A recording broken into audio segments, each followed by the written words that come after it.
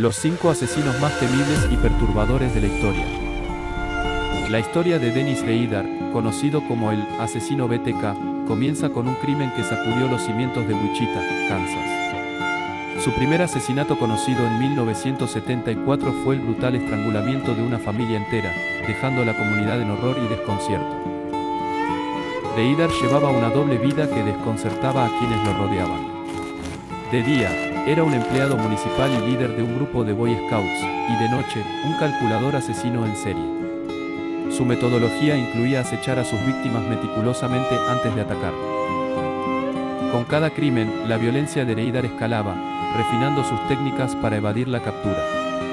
Utilizaba su conocimiento en seguridad y alarmas para no dejar rastros, lo que le permitió seguir libre durante décadas, aumentando el temor en la comunidad.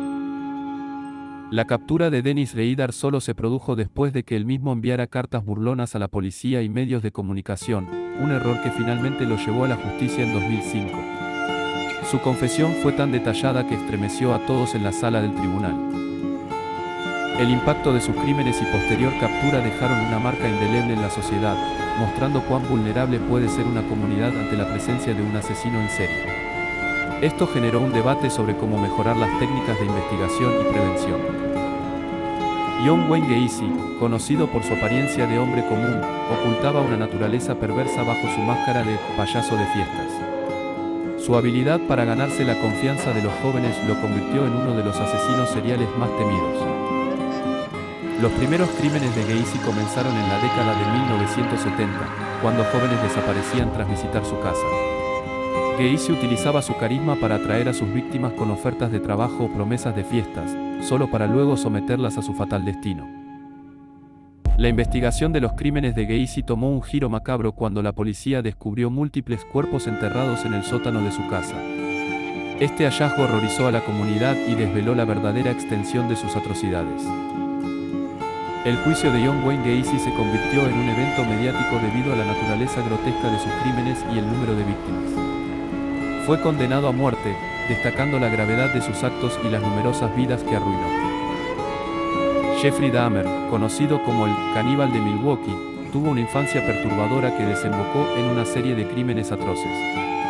Su paso del aislamiento a la violencia marca una evolución alarmante en su comportamiento criminal.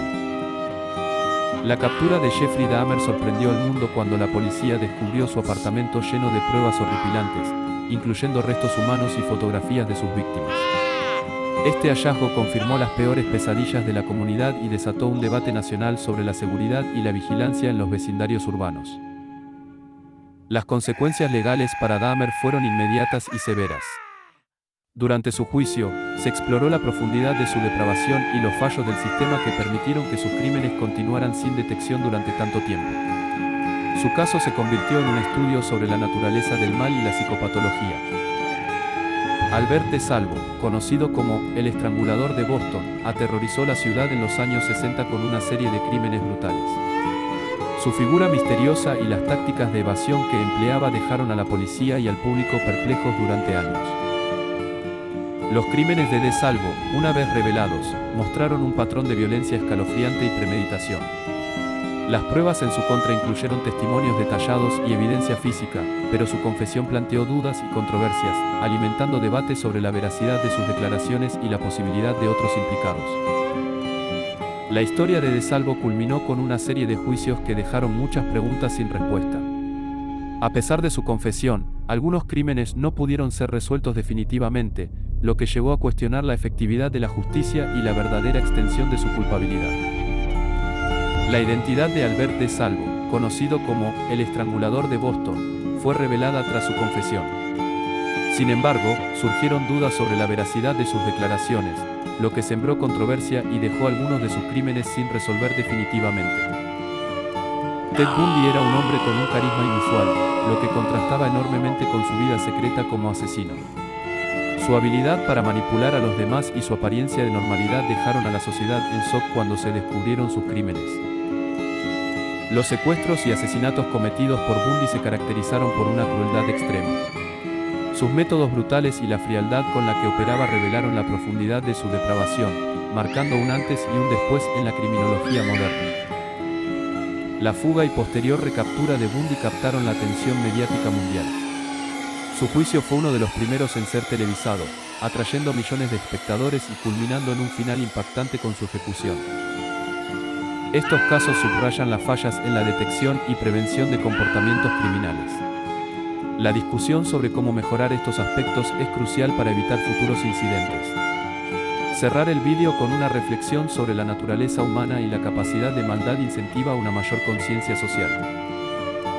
Uno de los patrones recurrentes en los casos de asesinos seriales es la falla en la detección temprana y prevención de sus crímenes. A menudo, estas lagunas se deben a una falta de comunicación entre agencias o a sistemas de alerta ineficaces que no capturan las señales de alerta tempranas. Estudiar estos fallos podría ayudar a desarrollar mejores estrategias de intervención y prevención. Al cerrar el análisis de estos perturbadores casos, es esencial reflexionar sobre la naturaleza humana y nuestra capacidad para el mal. La sociedad debe mantenerse vigilante y educada sobre las señales de peligro, promoviendo una mayor conciencia social que pueda evitar futuros actos de violencia extrema. Este llamado a la conciencia no solo es un recordatorio del dolor ajeno, sino una invitación a actuar preventivamente. ¿Podemos decir que estamos ante el ADN del mal? ¿Nacen psicópatas o la vida los convirtió en criminales seriales?